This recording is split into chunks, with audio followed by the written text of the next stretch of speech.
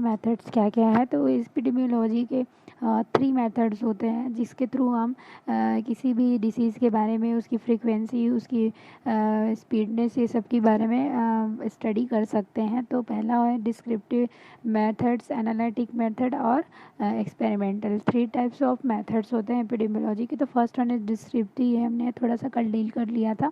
So descriptive method of epidemiology study is concerned with the study of frequency and distribution of disease and health related events in population in term of person, place and time. So descriptive study जो होती है या descriptive method जो होती है epidemiology की, इसमें हम descriptive form में study करते हैं, एक totally describe form में in term of person, place and time, such as कौन सी disease किस टाइम पे हुई, कितने लोगों को अफेक्ट की है या फिर किस प्लेस पर ज़्यादा हो रही है। तो इसका डिटेल में किसी भी डिसीज़ की फ्रीक्वेंसी और उसके डिस्ट्रीब्यूशंस को हम इसमें स्टडी करते हैं इन डिटेल फॉर्म, और साथ ही साथ इसमें हम पर्सन्स के हेल्थ के इवेंट्स के बारे में भी हम इसमें स्टडीज़ करते हैं। So this method is give a brief information regarding the disease pattern, health related events or any another problem where the case occur and when the case is occur and where the case is occur. The data is collected about like personals, person, place and time. ये 3 चीज़ों पर निर्भर है descriptive study, और इसके through ही हम क्या करते हैं किसी भी पर्टिकुलर डिसीज़ के फ्रीक्वेंसी और डिस्ट्रीब्यूशन को इसके थ्रू हम इंफॉर्मेशन जो है हम गेन कर सकते हैं, और इसके थ्रू फिर हम स्टडी कर सकते हैं। जैसे कि पर्सन में बोल रहे हैं, किसी भी person like age, sex, race, marital status, occupation, education, income, class, dietary pattern और हैबिट्स, इसके अंदर इतने सारी चीज़ें इंक्लूड होती है। तो अगर इन सारे चीज़ों की वजह से अगर कोई डिसीज़ फॉर्म्ड हो रही है तो उसको स्टडी करना। लाइक प्लेस है तो प्लेस में like areas of high concentration, जहाँ पे ज़्यादा कॉन्सेंट्रेशन है, या लो कॉन्सेंट्रेशन वाले एरियाज़ हैं, इन एरियाज़ के बारे में भी यहाँ पर स्टडी करना। या ऐसा कोई स्पॉटिंग पर्टिकुलर एक एरिया है क्या, किसी भी पर्सन, किसी भी विलेज, किसी भी रूरल सेक्टर या किसी भी आपके मैप में जो सबसे ज़्यादा जहाँ पर डिसीज़ अराइजेस होते हैं। नेक्स्ट है टाइम।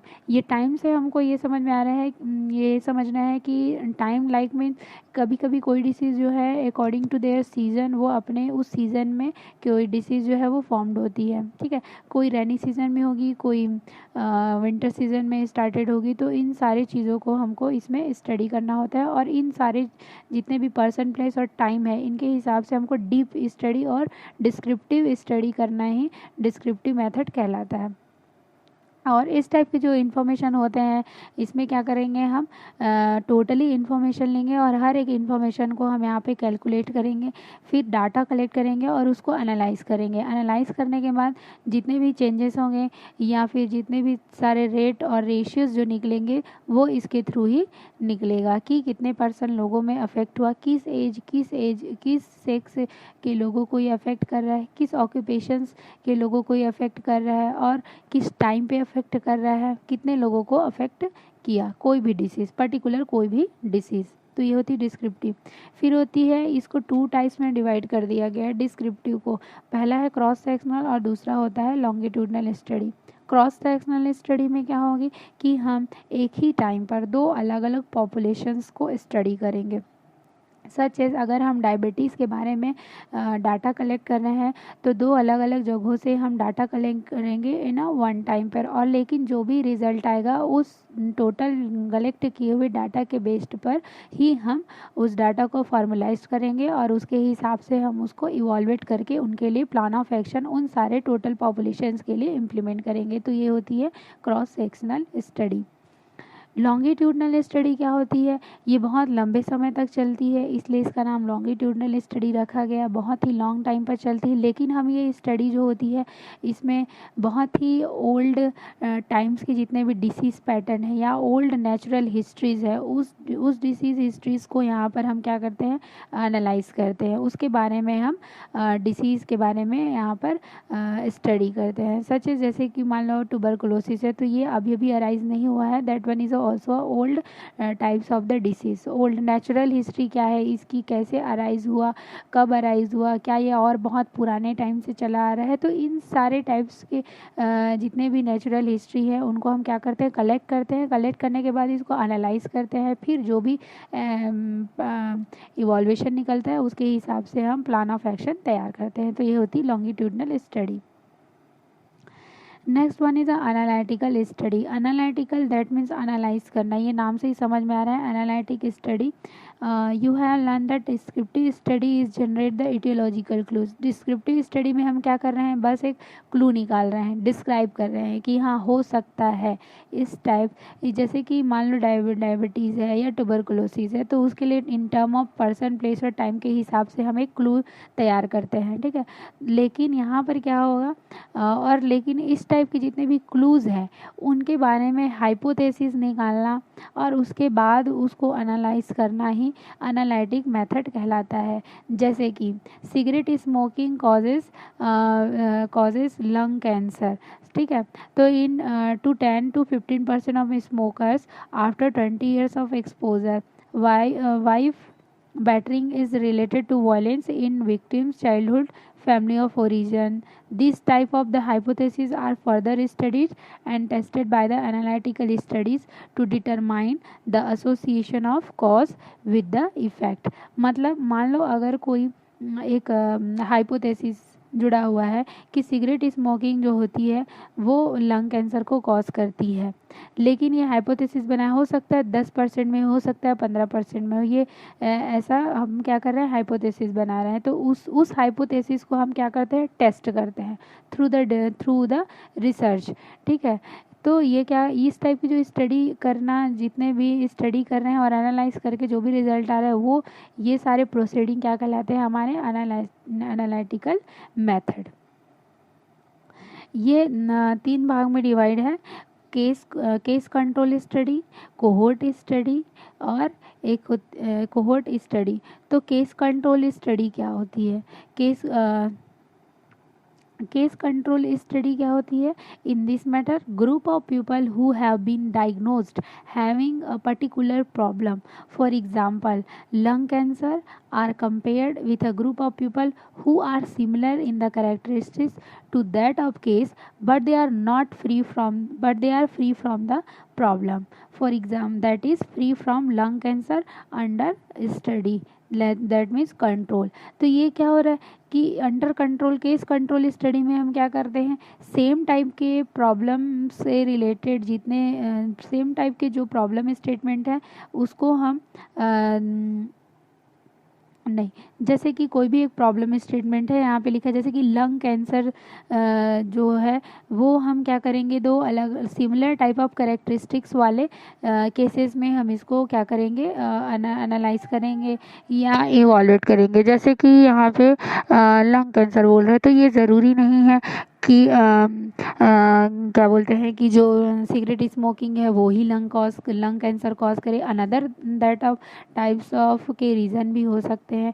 तो इस टाइप के सेम टाइप के डिसीज़ को हम क्या करते हैं, अलग अलग लोगों पर टेस्ट करते हैं। तो वो चीज़ें क्या कहलाती है, केस कंट्रोल मेथड कहलाती है। यहाँ पे हम क्या कर रहे हैं, उसको कंट्रोल कर रहे हैं। जैसे यहाँ पे लिखा है, एक बार फिर से देखो, lung cancer are compared with group of people who are similar in characteristics, उन पीपल पर जो हमारे सिमिलर टाइप ऑफ कैरेक्टरिस्टिक्स से बिलोंग करते हैं, who are similar in characteristics to that of case but they are free from problem। पर हमने देखा कि मान लो 2 ग्रुप लिया है, ठीक है, लंग कैंसर के लिए टेस्ट करने के लिए 2 ग्रुप लिया है। एक ग्रुप में लंग कैंसर है लेकिन सेकंड में नहीं है, लेकिन वो लोग भी उस सिगरेट स्मोकिंग करते हैं। 2 ग्रुप है सिगरेट स्मोकिंग के, लेकिन पर एक पर्टिकुलर ग्रुप को है लंग कैंसर, दूसरे को नहीं है, ठीक है। तो जो नहीं है वो हमारे केस कंट्रोल ग्रुप में आ जाएंगे, तो इनको केस कंट्रोल ग्रुप बोलते हैं, इस टाइप के मेथड को। उसके बाद फिर हम क्या करेंगे,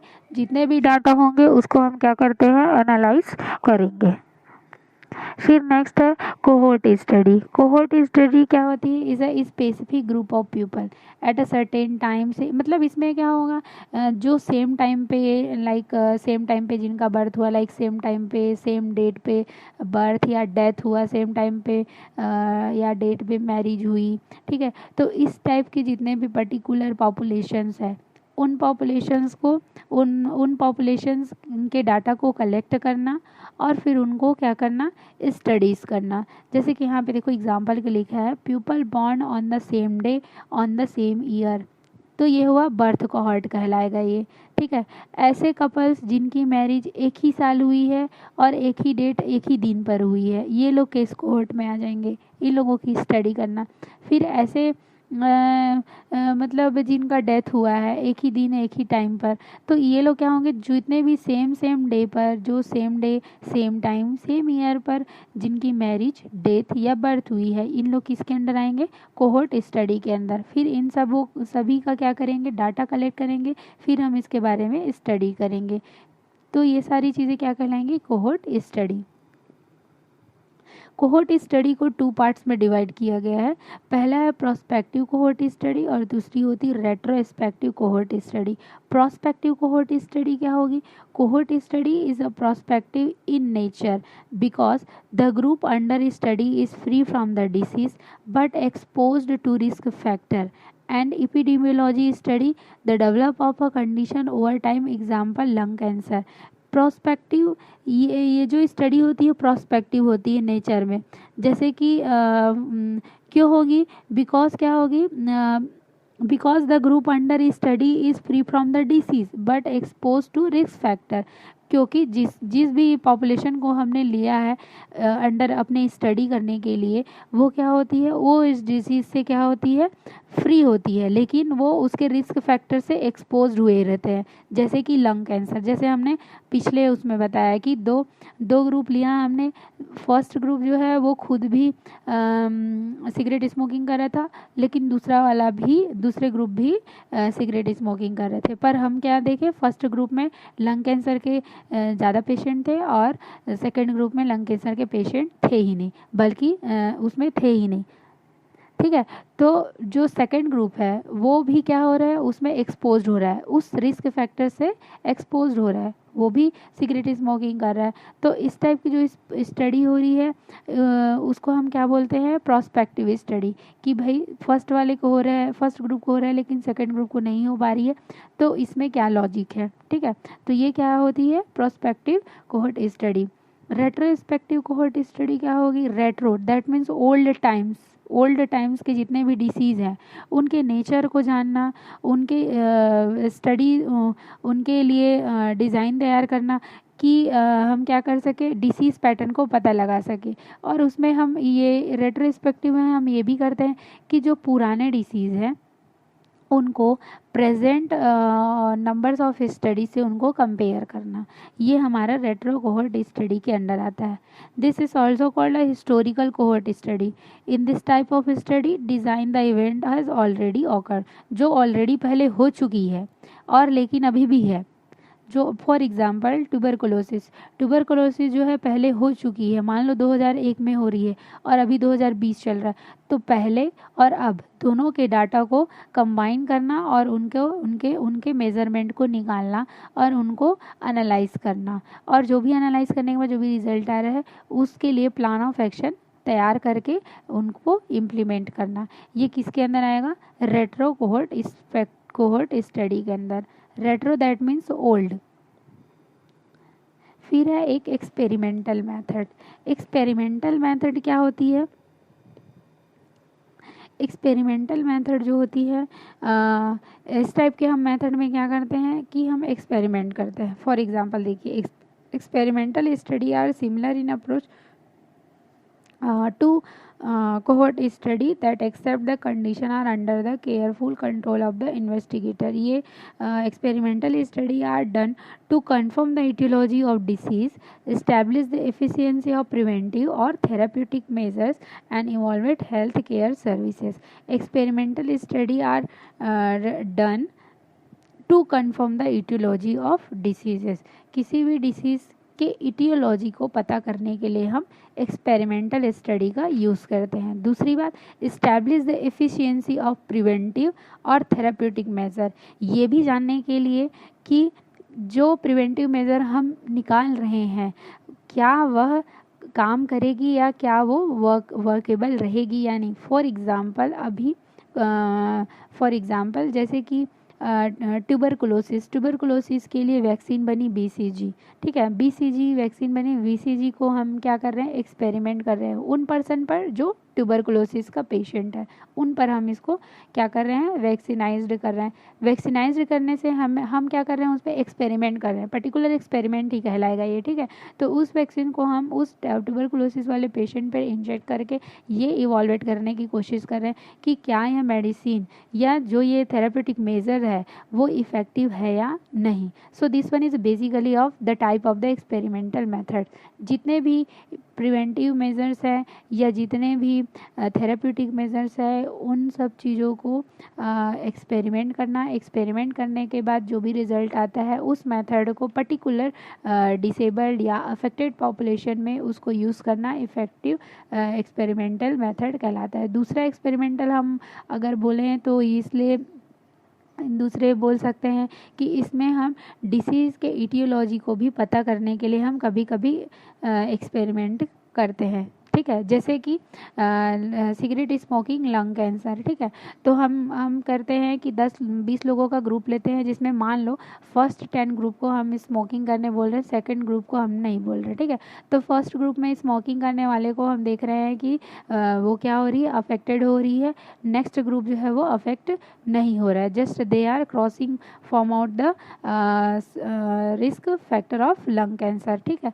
तो यहाँ पर क्या ये एक्सपेरिमेंट करने से हमको क्या पता चला कि सिगरेट स्मोक करने से भी लंग कैंसर हो सकता है। So this one is a type of the experimental method.